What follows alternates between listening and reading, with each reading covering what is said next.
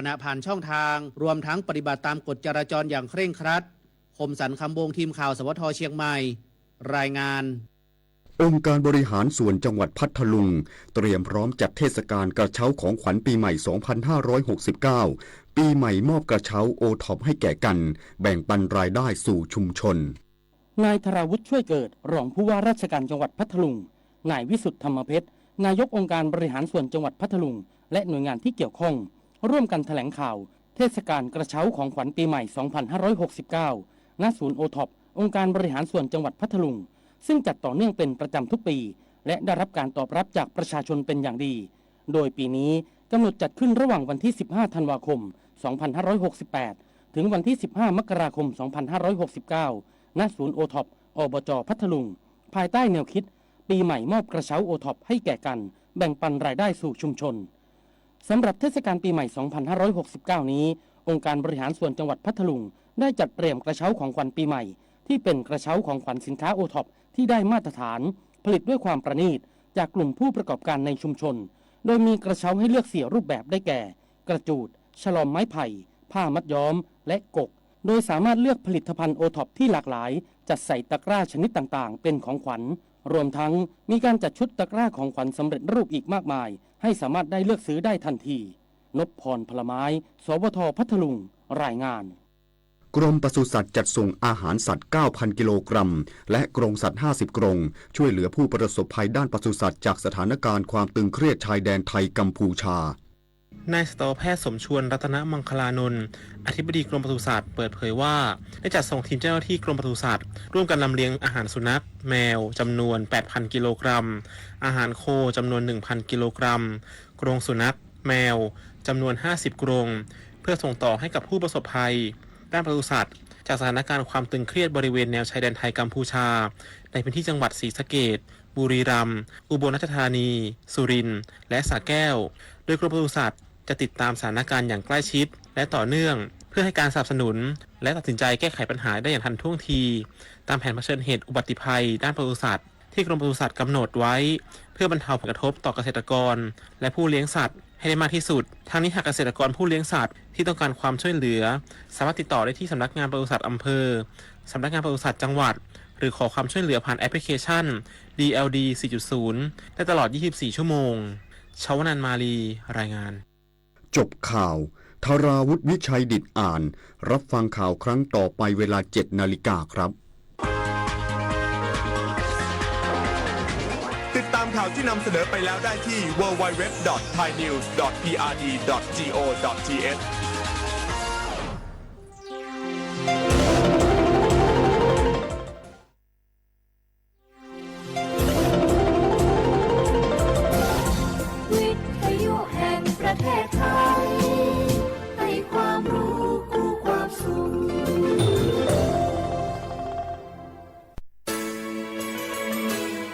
สถานีวิทยุกระจายเสียงแห่งประเทศไทยจังหวัดเชียงใหม่ AM 1476 กิโลเฮิรตซ์สถานีวิทยุภาคภาษาชาติพันธุ์แห่งเดียวในประเทศไทยที่มีความทันสมัยเชื่อถือได้สร้างอัตลักษณ์กลุ่มชาติพันธุ์สู่สากล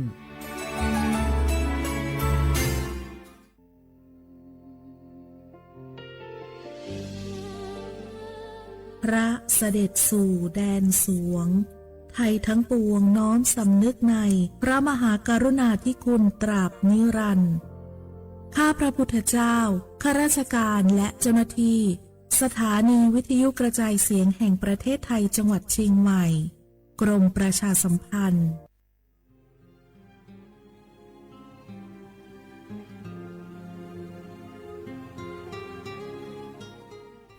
This is a moment of profound grief for the Kingdom of Thailand. We, the collective voices of Radio Thailand Chiang Mai, join the Thai nation in mourning the passing of our beloved Queen Martha, Her Majesty Queen Sirikit. Her life was a testament to the unwavering service, grace, and deep love for the Thai people. Our humble condolences and thoughts are with His Majesty the King, the royal family, and all the Thai people during this deeply sorrowful time. We will remember her forever.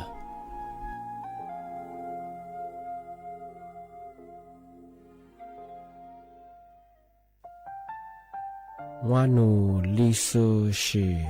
tami kunewa jama amusa nima aku tili sango wanu watsuma aku fama ko watu wama tili shikwali pudu tami kunewa jama wanu lisu shi za khwazapo ama he taho lele tili nima jaja nima tili sajango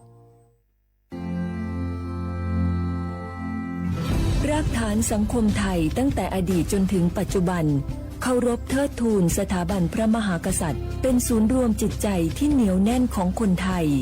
ในเวลาที่เกิดวิกฤตทางการเมืองพระบารมีของพระเจ้าอยู่หัวก็ทำให้เกิดความสงบและช่วงที่เกิดวิกฤตเศรษฐกิจปรัชญาเศรษฐกิจพอเพียงของพระเจ้าอยู่หัวรัชกาลที่ 9พระราชทานให้กับคนไทยก็ทำให้ผู้ที่น้อมนำมาปฏิบัติมีภูมิคุ้มกันและไม่เกิดความเสียหายพระปฐมบรมราชโองการของพระเจ้าอยู่หัวรัชกาลที่ 10เราจะสืบสานรักษาและต่อยอดและครองแผ่นดินโดยธรรมเพื่อประโยชน์สุขแห่งอาณาราษฎรตลอดไป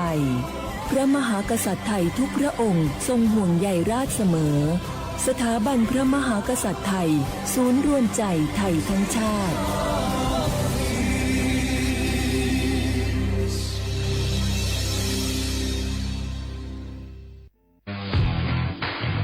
รัฐบาลไทยประกาศสงครามสแกมเมอร์รัฐบาลจึงได้ประกาศสงครามกับสแกมเมอร์ในฐานะที่สแกมเมอร์เป็นวาระแห่งชาติและในวันนี้ผมก็ได้ใช้โอกาสนี้มารายงานความคืบหน้าและเน้นย้ำถึงสิ่งที่เราต้องร่วมกันทำต่อไปรัฐบาลได้จัดตั้งคณะกรรมการอำนวยการป้องกันและปราบปรามอาชญากรรมทางเทคโนโลยีขึ้นมาโดยมีผมเป็นประธานด้วยตนเองเพื่อให้ทุกหน่วยงานทำงานไปในทิศทางเดียวกันเราได้มีการลงนามบันทึกความเข้าใจระหว่าง 15 หน่วยงานหลักทั้งภาครัฐและภาคเอกชนตลอดจนสถาบันการเงินเพื่ออุดช่องโหว่ทางการเงิน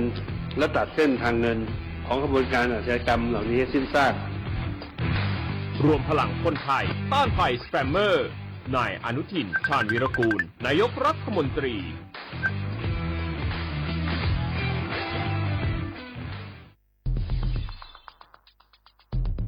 แค่3 ปีความเสียหายจากอาชญากรรมไซเบอร์ของคนไทยพุ่งทะลุถึง 94,000 ล้านบาทหรือเฉลี่ยปีละ 30,000 ล้านบาททุก1 ชั่วโมงเราเสียเงินกว่า 3.4 ล้านบาทให้กับมิจฉาชีพออนไลน์โจรไม่เห็นใจคนอาชีพไหนอายุเท่าไหร่สถานะทางการเงินแบบใดหมอพ่อค้านักธุรกิจนักเรียนแม่บ้านข้าราชการเกษียณทุกคนตกเป็นเหยื่อได้เสมอและวันหนึ่งอาจเป็นคุณหรือคนที่คุณรักเพราะจุดอ่อนร่วมของเหยื่อคือความเร่งรีบขาดสติหรือแม้แต่บางครั้งก็เกิดความโลภจนเกินไปอย่าปล่อยให้การกดคลิกเดียวลิงก์เดียวทำให้โจรยิ้มกว้างวันนี้ถึงเวลาแล้วที่คนไทยทุกคนจะต้องร่วมมือกันสร้างภูมิคุ้มกันอาชญากรรมไซเบอร์ช่วยกันหยุดก่อนที่ภัยไซเบอร์จะทำให้คนที่คุณรักและตัวคุณเองกลายเป็นเหยื่อ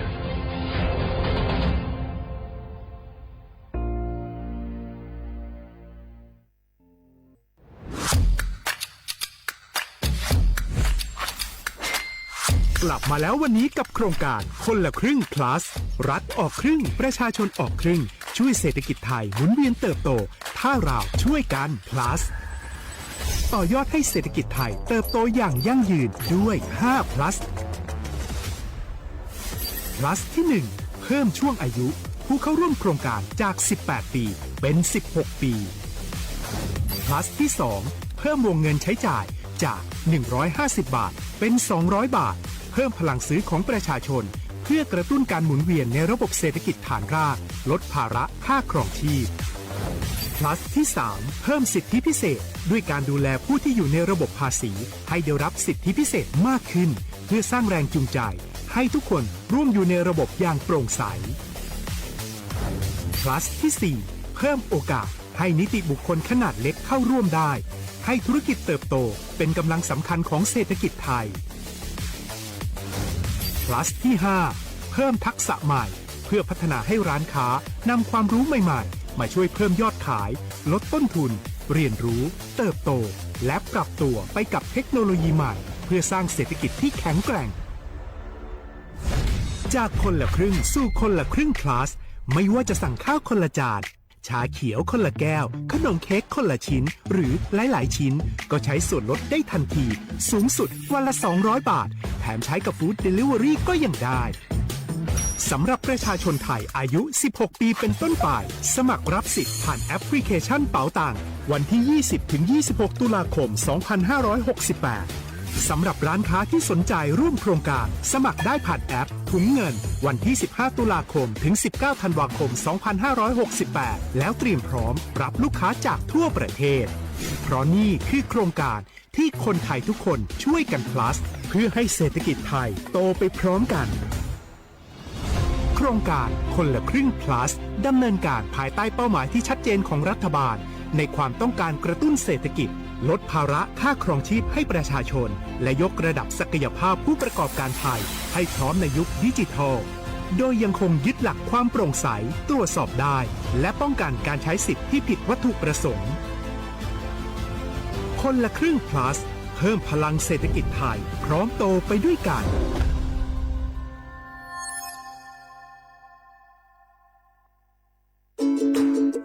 ทุกครั้งที่ใช้สิทธิบัตรทองหรือบัตร30 บาทอย่าลืมพกบัตรประชาชนเพื่อยืนยันการใช้สิทธิไม่ว่าจะไปรักษารับบริการป้องกันโรคหรือบริการอื่นๆสำหรับเด็กเล็กที่ยังไม่มีบัตรประชาชนใช้ใบเกิดแสดงคู่กับบัตรประชาชนของผู้ปกครองง่ายสะดวกรักษาได้ทันทีสอบถามเพิ่มเติมได้ที่สายด่วนสปสช1330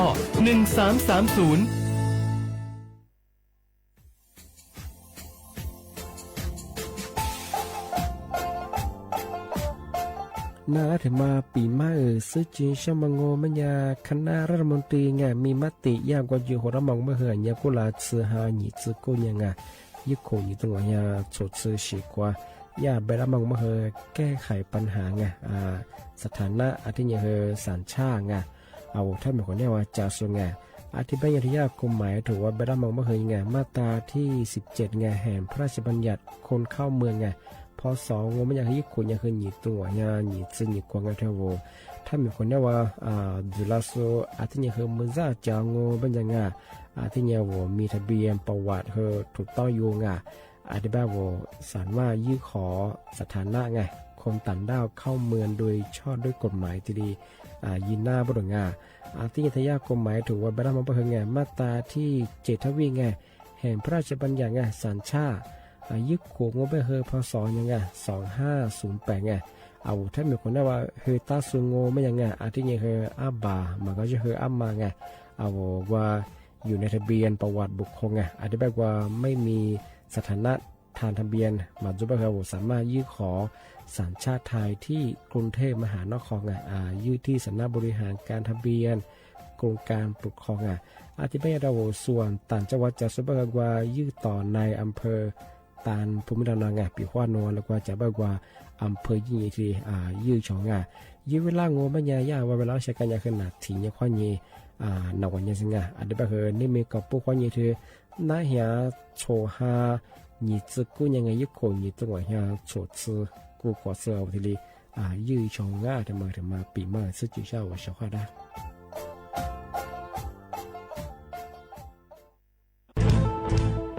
เชียร์ว่าบุกอามาสนใจลงโฆษณาทาสถานีวิทยุกระจายเสียงแห่งประเทศไทยจังหวัดเชียงใหม่เอาสถานีวิทยุของบัญญัติยี่เสียคือเสืออาทิตย์นี้ยี่สัญญาว่าคือหุยยาคือยิบเป้งาเที่ยวพื้นที่จังหวัดเชียงใหม่ยังอาทิตย์ปัญญาอามาสนใจลงโฆษณาช่องของบัญญัติติดต่อที่สวทเชียงใหม่ยิบเบอร์โทรบัญญัติคือ053-276-068อาทิตย์นี้0922468579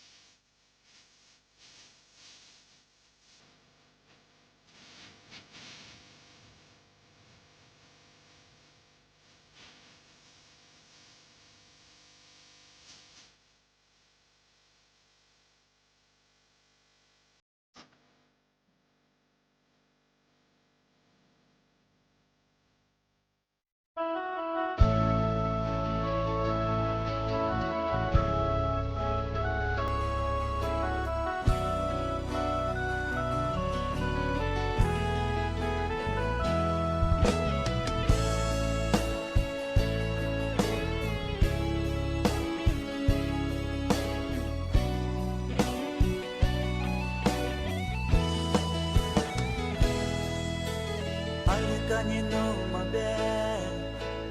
わぬにてのぜらのにまくこわてじりょわににてすもti ro za ma mi do ma mi alle ves no te fu que bala se inalo da su ni sho one ni te no se lo do ni te ma chi chi liu ni ni te su mo ti ro cho me la ti ro le ve alle ves no te mi le de da se mi le que ma da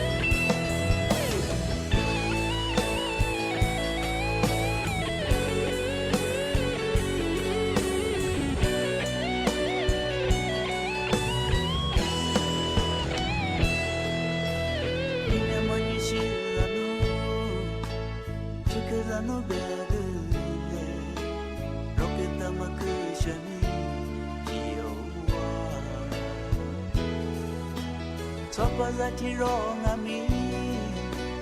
Nyani jetse lalo Ane besu no te Ile keda se Ile ke mada Tiro lale Ile ke mada Tiro lale Ile ke mada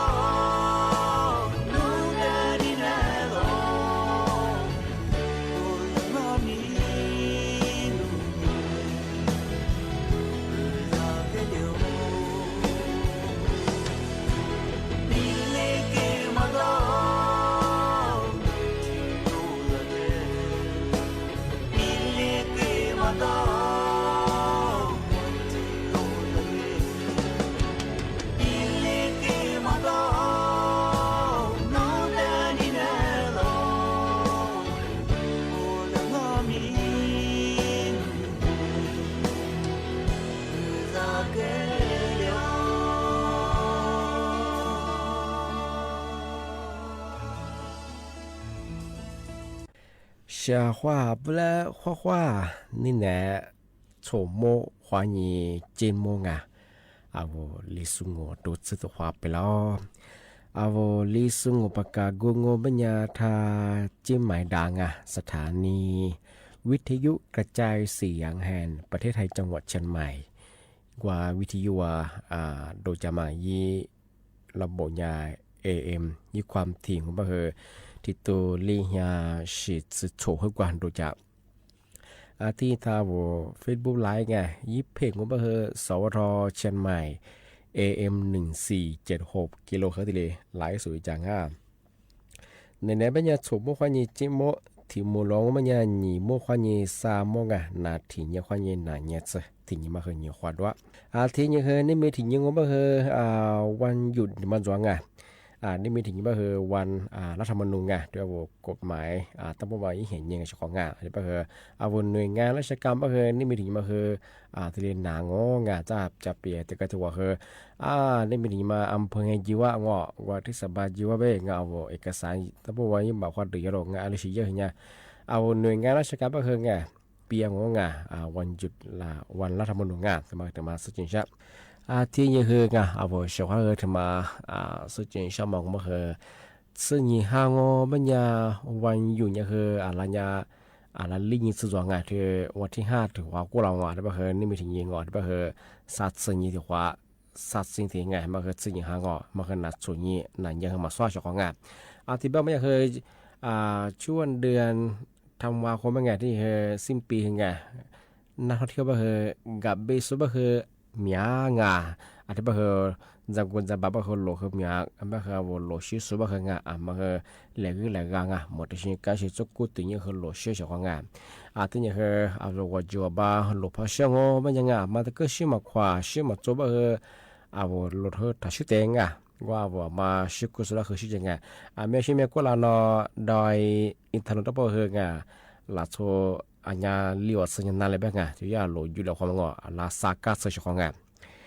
เบนชมังก็ไม่ยังชของงานนอเส้นทันว่าเส้นทางว่าดอยอินเทอร์เน็ตบ่ยังคือว่าอยู่เดียงว่าที่บ่คือโหลพัติยบ่คืองอนออยู่บ่คือที่ว่าจะคือโหลติบ่คือว่าแล้วก็ว่าคือโหลชิมก็บ่คืองอโหลบ่กว่าที่จอนล่ามาตัวสิไงว่าโหลไหลมาไงที่นี่คือ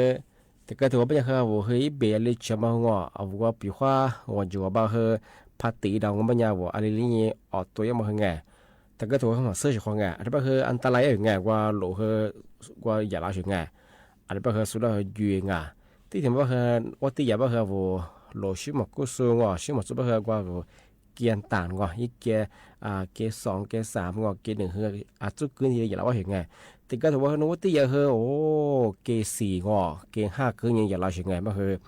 รอทางคงเป็นยังไงยิ่งเบียเหรอชียังมองว่าบ้างเหร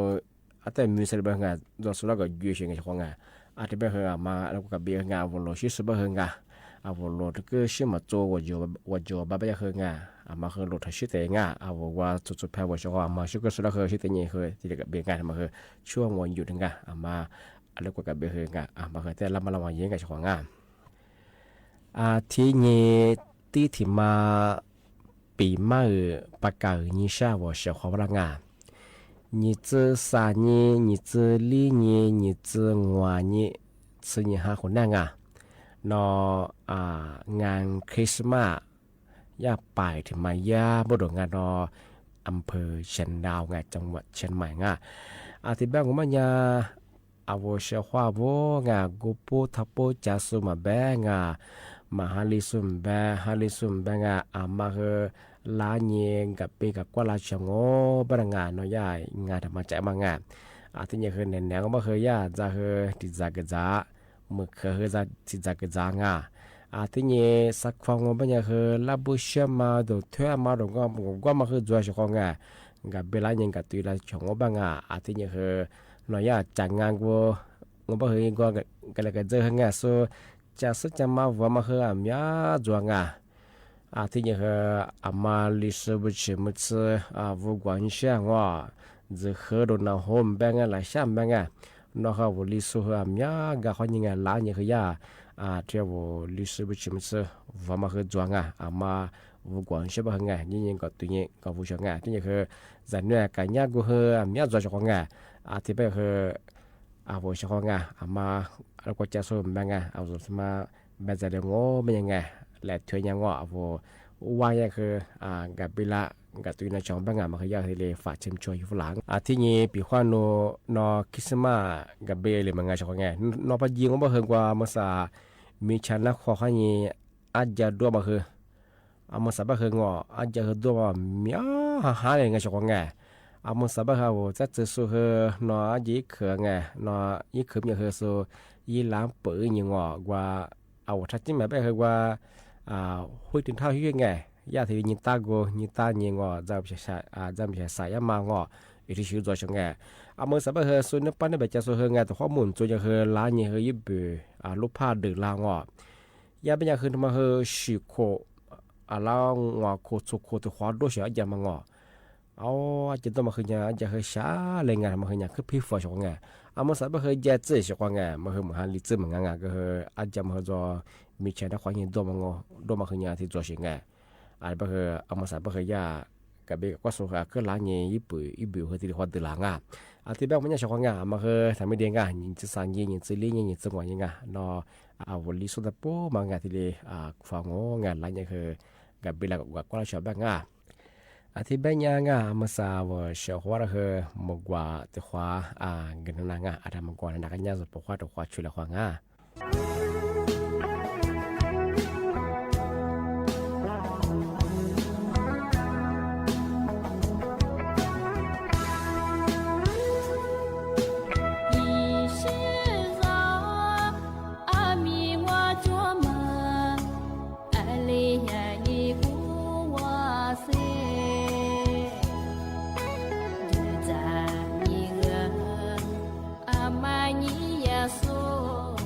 so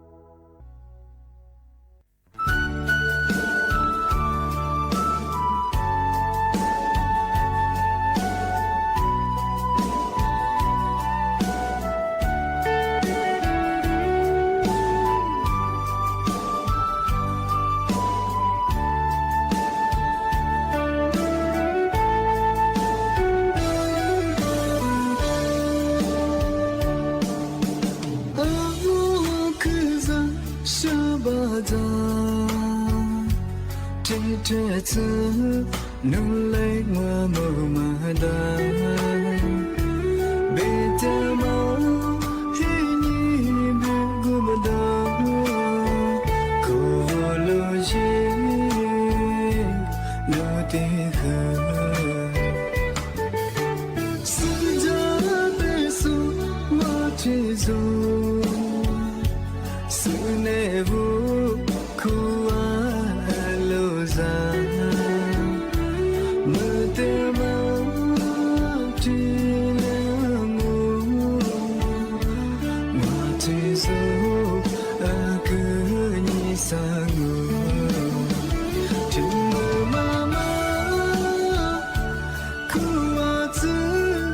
这里来是家的，天天你把孤独我马走，孤单别克的咱们，天没被拉，心里可以被我路，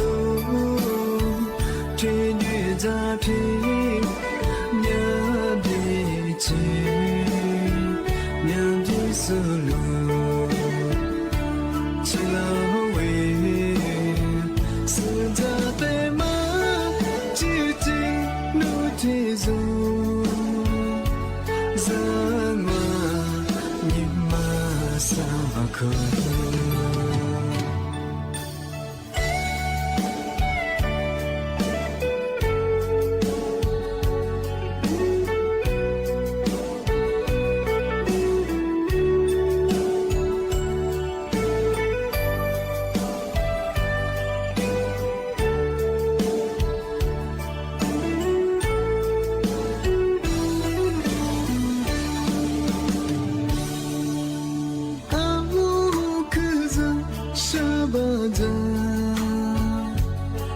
这次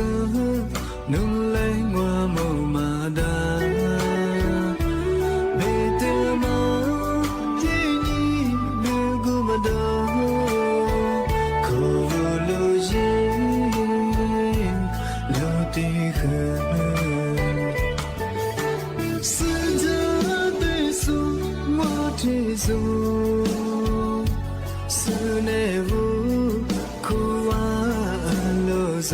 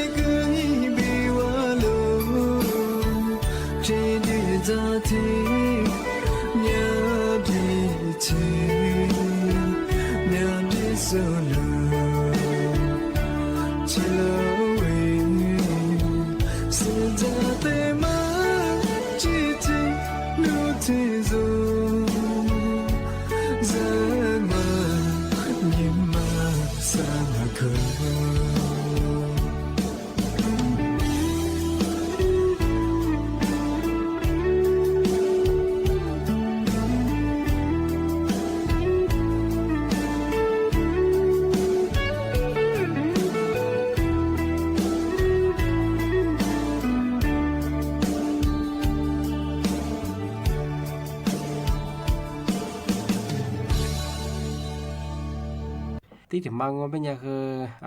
โรคระบบทางเดินหายใจงอที่ยังคือทางเดินอาหารงอที่ยังคือโรคเรื้อรังอื่นๆแบงชั่วโมงก็คือทางระบบเดินหายใจมางอที่ยังคือทางลิเบียจามาก็ตั้งปุ๊บก็คือยี่ปีมาคือที่ลิเกน่าไม่เชื่อกันเฉพาะที่ยังว่าโรคเรื้อรังปีว่าน้ำความแบนกูเดือดใจว่ายี่ปีว่ายี่น่าทำมาจะคือยี่ฉามาตัวเราก็คืองอยี่ปีชาแบบของงอทำมาคืองทำมาคือ ยิ่งวิชามาเดี๋ยวน้องยิ่งวิชางาที่บ้านยังชอบเอามาที่เลสเลยบ้างเหรอมาเหรอเอามาน้องเหรอที่เนี่ยกว่าชื่อดูแลยังชอบปีว่าวันน้องวิชาก็มาเหรอสุภาพที่ยิ้มน้องยิ้มเปิดสัตว์ตัวเอาน้องวิชามาพอตาชิมเปิดชอบจ้าว่าชื่อสบ้างเหรอเอาว่าน้องวิชาน้องสื่อว่าเป็นไฟบ้างเหรอเอาว่าที่เป็นนายชอบที่บ้านยังชอบมาเหรอแต่กันดูแลยังชอบเอามีกินไปมันยังคือยาคือยาย่อยเจียชของงานนี่มันยังมีปัญหาแต่แวะมันก็ถัดแบ่งนู่นกินปันมันคืออีปัญหาใหญ่คือเกรนหน้าชของงานอาจจะเป็นอย่างคือที่เรียซื้อหรือบ้างคืองานเอาจามาดวงมาคือแต่จางที่เบียคือจามบ้างงานอันนี้คือเอาสักไฟต้านนี่นะตัวคือเอาเสืองอแต่กับแปลงไฟเยงอแต่กับกุญยิงกับตัวเยชของงานพี่ว่าว่าอีปัญหาพอจงบ้างคืองานว่ายาคลินิกฟานงอว่าคู่ใหญ่ยี่คือกับกุญยิกับตัวเยชของงานมันคือดูแลสุขภาพเยชของงานที่บ้านงมันยังนี่นะคือนาราปีมามันคือเทเลจงงว่าเชื่อว่าถ้าวิธีอยู่ให้ยินนาจาสุที่ถ้าไลฟ์สวัสดีสุดคือบ่โมว่าเชื่อว่าจะชื่อจะมาฟูจะชื่อจะข้อเหมยาข้อมูลจริงที่เนี่ยคือมันสายบ่คือมือฮันลีจะบ่คืองอที่ก็ตัวคือมือฮันลียะที่ก็ตัวบ่คือว่าอยู่บ่คือมือฮันลีซะเลยคือว่าดูเช่นว่าข้อนี้ยาสียาลามางอนน้ำป่าหรืองอันนี้คือจักรวาลที่เกิดตัวบ่คืองอที่เกิดเจอจักรกุ่มนะที่ยากุจุตาลมาคือกุจุเชี่ยมาคือโจงจักรจะบางแล้วก็ชีกัวยามาคือจ้าที่ว่าเนี่ยว่าเชื่อว่ามาโลชิสุบ่คือเอาเมียซื้อมาคืองวยากที่ตุยตั้งเอาว่าโลชินี่ตัวสายนี้กันยังมาตะกถ่ายเยเอามาใส่ไปเหมือนฮันลิเจอคือจักรวาลที่เกิดเจอบ่คือจักรมาฆ่าจักรแล้วก็ชีกวยแล้วมาคือโจงกูจุเชี่ยมาคือโจงอันจะมาคือโจงมาสังมาคือแต่จำมาชกที่บ้านของมันเนี่ยจ้าที่มุลวงีโมควางีสามโมวาตัวควาโมแหลควาชกนี่แน่นั่นละปีมาคือเทเลจงเอาชกว่าท่านานาโซติวาหรือติวาคือโมว่าชกว่าคือข้อสวัสดีครับ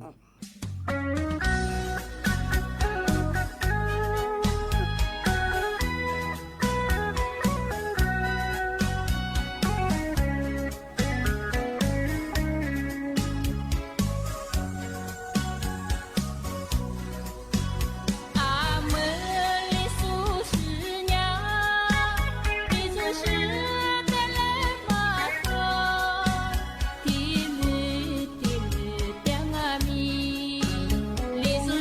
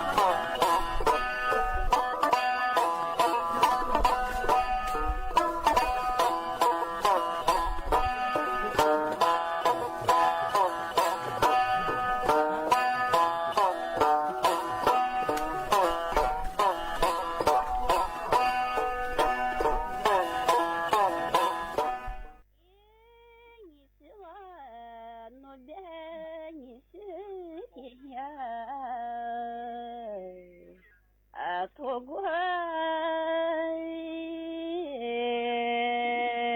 我发誓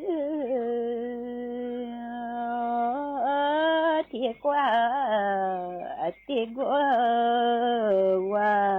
我谢谢你生你我和我撒茄子花一朵花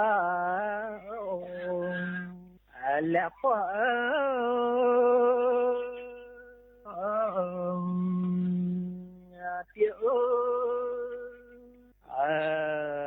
撒花也难忘来月你是我那边撒茄子花一朵花来花